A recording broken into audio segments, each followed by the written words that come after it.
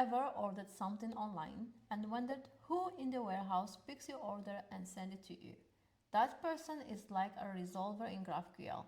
In this chapter, we are finally connecting the dots between your schema and real data. Now, if you skip this part, your GraphQL server can't do anything useful.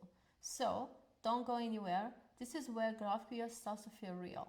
So welcome to this chapter of this course for beginners. Today we will learn what resolvers are, how they work, and we will add a working resolver to our full schema that we created in the last chapter. Now let's go step by step using very simple examples. So for resolvers, they are just like the kitchen staff in a restaurant. Now the schema, which is like your menu, says what dishes you can order, but your resolver is what actually makes that dish and serve it to you. In the code, a resolver is just a function. It returns the real data for the fields in your schema. Now, in real time, you may connect to a real database, but for today's course, I just created a dummy database in a plain JSON object in my root project. I call DB, you can call it anything you like. And all what I have done here basically is just created dummy data for the fields or the schema I created in the last chapter. So in our schema, we had posts, we had user, and we had comment. But actually the query, what gave us back, is an array of posts, array of user, and array of comments. Now that's what I created in my DB. I created an array for the posts, and I call it posts, and each object have ID, title, content, and publish. Same as in the definition in the schema. Same thing I have done for the users, and the same thing I have done for the comments as well. Now let's go back to our server and import this DB. So I'll just go import. Great. Now let's create the resolvers, but remember, these are just functions that match the fields in your schema and return some data.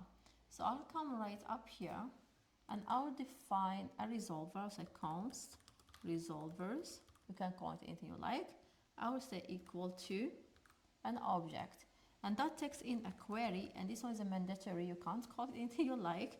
And in here we will pass all those functions we are expecting.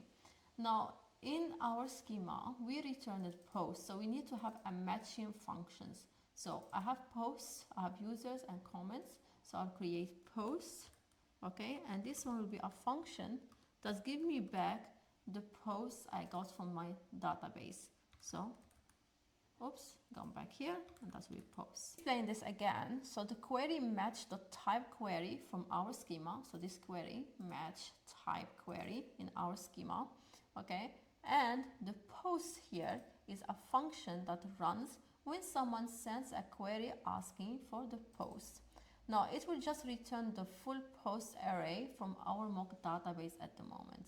Now, if you are thinking behind the scene, okay, how the query will be, it will be something like this. So query and object, and that's how you make your query. Then you have posts, okay, which is this one. And this post, you can pass on all the fields you want. For example, let's say I just want the title and the content. That's it. I don't want publish. So I can say here title and content. And that should be it. So this query basically will run for you to get the list of the posts, but I only want the title and the content. Now you may be thinking, okay, I'm getting the whole list of the posts. How GraphQL does that? Well, that is the GraphQL, and that's how it is built. So behind the scene, it will go to the database, get the list of the whole posts, but it will only look at the field or the properties that we are asking for, which is in our scenario, the title, the content. So let's go to database and pick up only those two fields for us. Simple as that. Now, this query will trigger the post resolver. Now, same thing we will do for our users and the comments as well. So let's come here and say users, and that will be also a function. That's give me for now list of all users. And later we'll see how we can get a specific post or specific user by ID or whatever property we want. Now, comments, and that also will be a function that gives us list of comments. Great. Now its function here returns for us the matching array of the data for that specific property.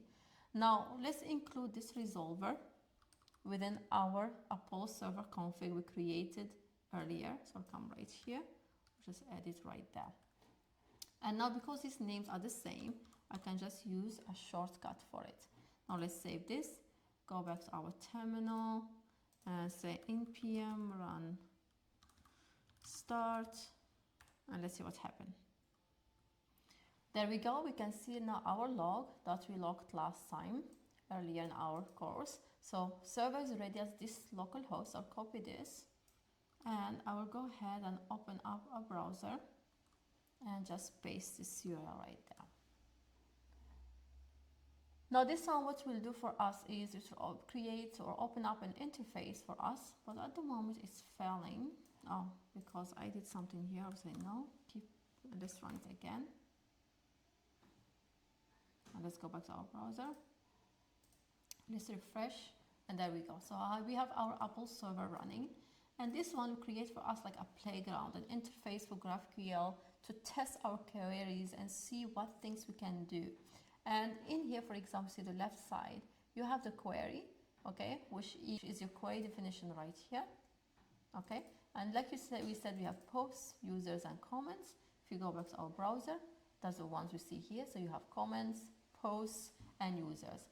And for example, the post, if you click extend, you can see that this post, this is an array of posts, but this post is specifically, these how it looks like. It have content, it have ID, publish, and title, okay?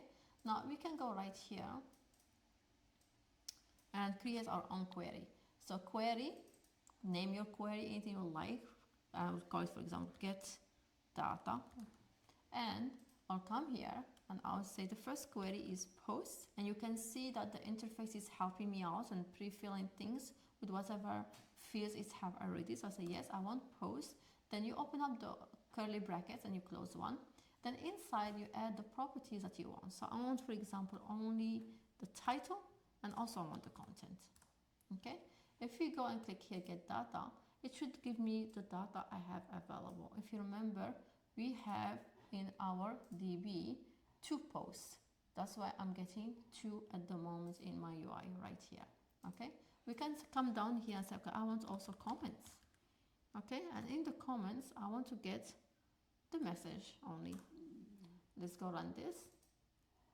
And there we go, we're getting list of the posts, and we are getting the list of the comments as well. What did we learn? So what we learned is that resolvers basically are just simple functions. They connect GraphQL queries to real data, and every field in the type query that we defined right here needs a matching resolver to be able to work. So we have here 3 queries, posts, users, comments. For all of them, we created a matching resolver. Otherwise, if you don't do that, that will not work.